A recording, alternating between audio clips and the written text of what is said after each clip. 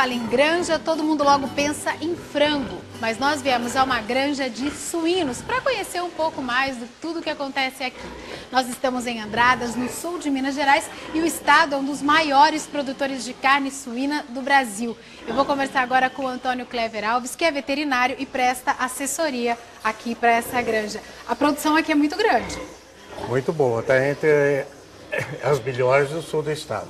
E aqui a gente está numa área onde a gente pode falar as porcas. Como é que é essa mudança de mentalidade de falar porco, suíno? O porco era antigamente, né? Ele tinha um excesso de gordura e hoje a genética conseguiu reduzir drasticamente a quantidade de gordura do corpo do suíno, transformando no suíno light. Então o suíno hoje tem menos gordura que pele de frango e outras carnes bovinas, né? Essa área aqui da granja é a área de gestação? É a área de gestação. A granja tem 4 áreas distintas: gestação, maternidade, creche e engorda ou terminação. Então cada uma, aqui, esse setor fica só parte de gestação. E elas ficam aqui quanto tempo? Ela fica no período de cobertura após a cobertura, quando sai da maternidade, no 5º dia já são inseminadas e fica até 100 dias aqui. E quantos animais uma fêmea dessa chega a ter? Aqui, especificamente, ela tem 29,5 leitões nascidos por ano. Não é muito? É bastante.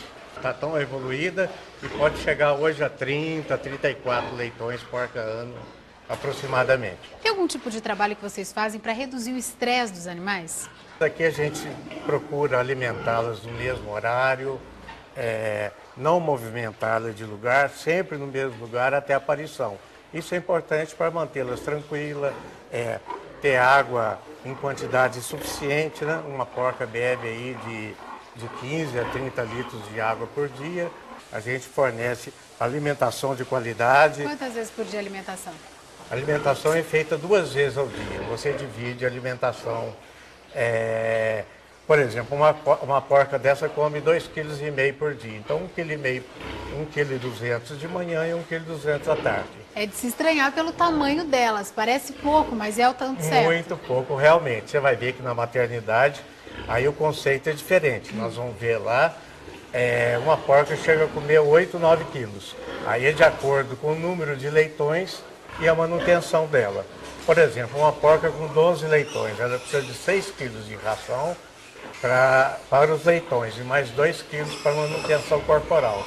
Sim. Então ela precisa de 8 quilos por dia para manter em bom estado de carne. Não, até porque a gente vê os leitõezinhos desesperados, afoitos, mamando todos de uma vez.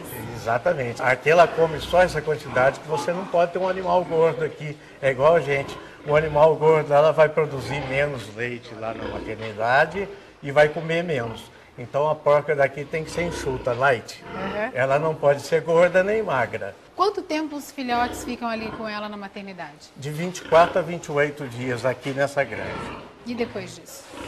Depois vai para a creche, fica até 70 dias num ambiente suspenso, sem contato com o chão, para evitar doenças intestinais, né? Casos de diarreia, essas coisas, o animal só vai ao piso depois de 70 dias. Antigamente isso não acontecia, eles tinham mais doenças. Exatamente. Então o chão, sujeiras, fica propenso a diarreias. Desde quando as técnicas na suinocultura começaram a avançar? Evoluiu bastante, mas uns 20 anos para cá, a evolução, tanto genética como de manejo, de instalações, foi muito grande. Então é uma carne hoje mais digestível, mais limpa, mais saborosa e sem problemas sanitários nenhum. Então a pessoa pode comer tranquilamente uma carne dessa que é saborosa e sem problema sanitário. Parabéns pelo trabalho aqui na granja e obrigada pela sua participação aqui no Caminhos da Roça. Foi um prazer e eu agradeço em nome de todos essa participação. Tá certo. Bom, você aí de casa, não saia daí, porque a gente continua no próximo bloco com este assunto aqui no Caminhos da Roça. Você vai ver como está a suinocultura paulista. O Caminhos da Roça está falando de suinocultura e agora vamos saber como está a produção no estado de São Paulo. A conversa é do lado de fora. Dentro do frigorífico, só funcionários. Os visitantes não podem entrar por questões sanitárias. Ali são abatidos 2.000 suínos por mês, 160 toneladas que vão abastecer o mercado interno. O dono, Rodrigo de Campos, mostra alguns cortes especiais, produtos in natura, defumados, embutidos.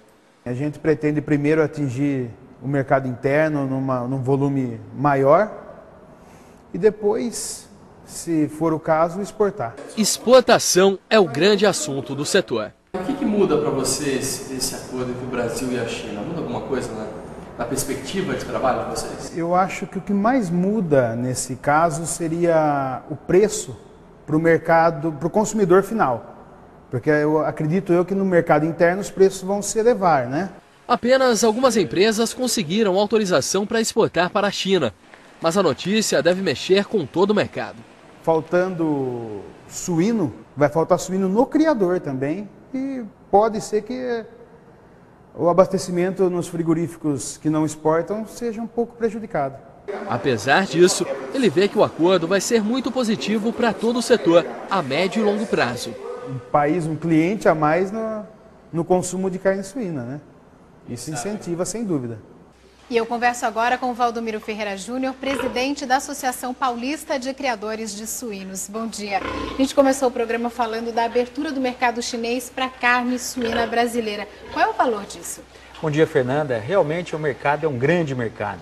A China hoje representa 48% de toda a produção de carne suína no mundo.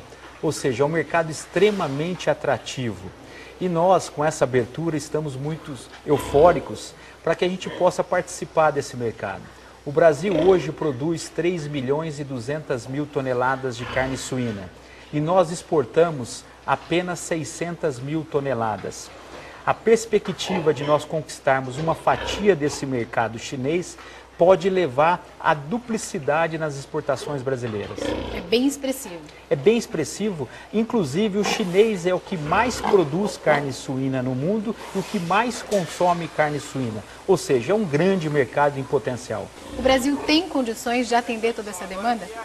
Sim, nós estamos preparando para isso já há muito tempo.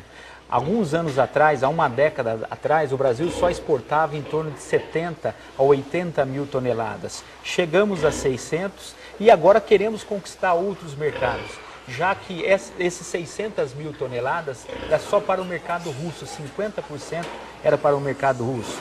Nós queremos abrir outros mercados, somos competitivos em 3 fatores. Temos níveis de produtividades hoje iguais ao primeiro mundo.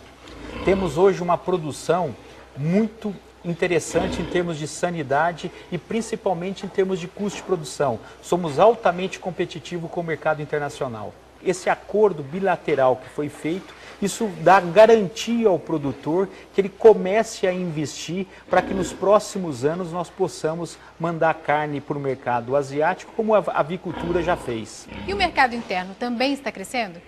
Nós hoje consumimos no Brasil em torno de 14 a 15 quilos por habitante ano. É pouco? É pouco, comparando com a comunidade europeia que consome 44 quilos por habitante ano. O maior consumidor de carne suína no mundo é a Dinamarca, que consome 67 quilos por habitante ano. Olhando esses números, nós temos um grande mercado para ser conquistado em nível de mercado externo. E o mercado asiático, principalmente o mercado chinês, tem a grande população do mundo. E já que existe uma cultura favorável à carne suína. É bom sempre lembrar que a carne mais consumida no mundo é a carne suína. A carne mais produzida no mundo é a carne suína. Só no Brasil que nós somos a terceira carne. Por que Por questões culturais. Isso? Então, por que acontece isso? Por questões culturais, primeiro da questão da Bíblia, depois um preconceito em relação à carne suína, que na verdade nós temos a imagem ainda perante o consumidor que nós produzimos porcos.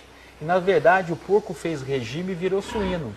E o que pode ser feito para melhorar a imagem da carne suína no mercado brasileiro? Principalmente trabalhar nos cortes nobres. A carne suína é um produto que tem condições de oferecer cortes nobres. Até pouco tempo atrás, o consumidor não conhecia que a carne suína produz a picanha suína. E até então, a cultura nossa era com 3 tipos de corte. Hoje nós oferecemos vários cortes com agregação de valor. O que é isso? Enquanto o produtor recebe o seu animal hoje em São Paulo a R$ 2,80 o quilo, o abatedor, ou seja, o frigorífico, abate esse animal e vende para o açougue a R$ 4,00 o quilo.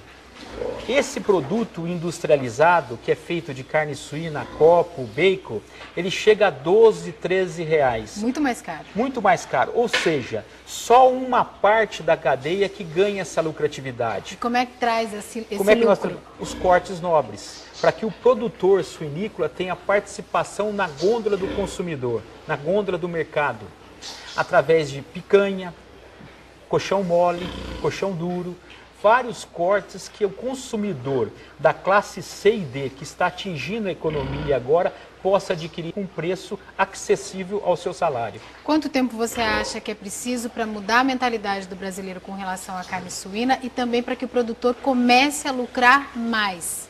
A lucratividade nossa, basicamente, depende do custo de produção. Nós estamos muito eufóricos com essas aberturas de mercado. Entretanto, o nosso custo está ligado diretamente a grãos, milho e soja. E nós vamos ter um ano difícil ainda em termos de custo de produção. Para que o consumidor venha consumir mais carne suína, é fazendo campanha de marketing, fazendo esclarecimento e principalmente para mudar um hábito alimentar, inclusive mudar uma cultura brasileira, nós levamos pelo menos algumas décadas. Valdomiro, muito obrigada pela entrevista aqui no Caminhos da Roça. Eu que agradeço, Fernando, em nome da associação, e vamos juntos melhorar a imagem da carne suína. Tá certo.